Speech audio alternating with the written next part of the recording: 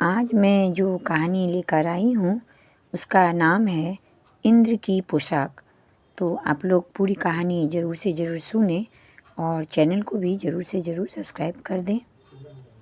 एक सीधे सरल स्वभाव के राजा थे। उनके पास एक आदमी आया जो कि बहुत होशियार था। उसने राजा से कहा कि हे अन्नदाता, आप देश की पोशाक पहनते हो, परंतु आप राजा हो, आपको तो इंद्र की पोशाक पहननी चाहिए।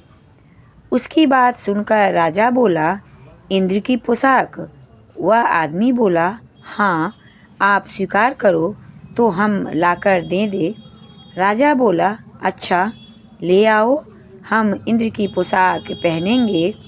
वह आदमी बोला, पहले आप 1 लाख रुपये दे दें, बाकी रुपये मैं बाद में लूँगा। आप रुपये देंगे तभी इंद्र की पोशाक आएगी। राजा ने कहा, ठीक है, मैं तुम्हें रुपये दे देता हूँ। ये कहकर राजा ने उस आदमी को रुपये दे दिए। दूसरे दिन वह आदमी एक बहुत बढ़िया चमचमाता हुआ बक्सा लेकर आया और सभा के बीच में रख दिया और बोला, देखिए अन्नदाता, यह इंद्र की पोशाक है।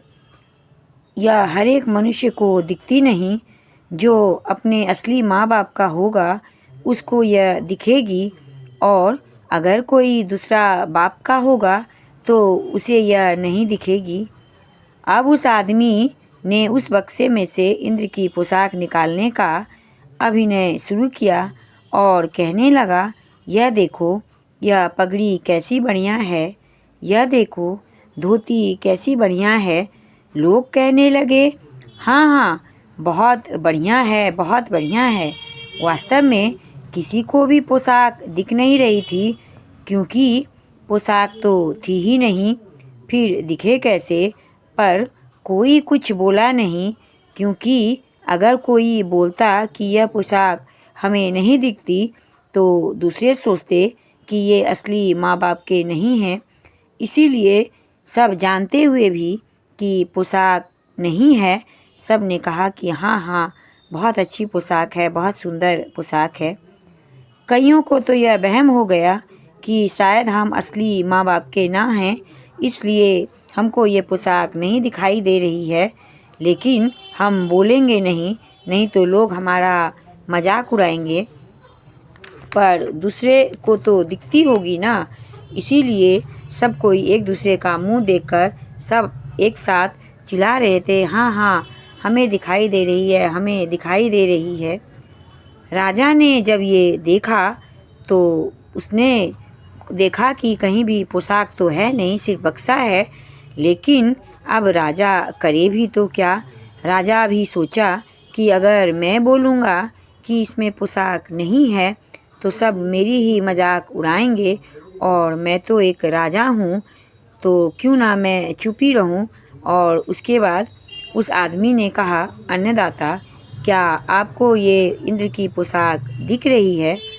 राजा ने कहा, हाँ हाँ, बहुत सुंदर पोशाक है, मुझे तो ये पूरी तरह से दिख रही है। अब उस आदमी ने राजा को इंद्र की पोशाक पहनानी शुरू की और बोली, पहले आप अपना धोती उतारिए और यह धोती पहनिए, मैं आपको देता हूँ। राजा ने अपनी धोती उतार दी और उस व्यक्ति ने ढोंग करके राजा को धोती पहनाई और उसके बाद कुर्ता पहनाई और फिर पगड़ी बांधी। और उसके बाद यह हुआ कि राजा जैसे जन्मे थे वैसे ही निवस्त्र हो गए। अब राजा खुद को तो निवस्त्र देख रहे थे और उन्हें लज्जा आ रही थी, लेकिन वो बोल कैसे सकते थे? सब उन पे हंसते कि वे अपने असली माता पिता के संतान नहीं हैं, इसलिए राजा चुप ही थे। अब वो करे भी तो क्या करे?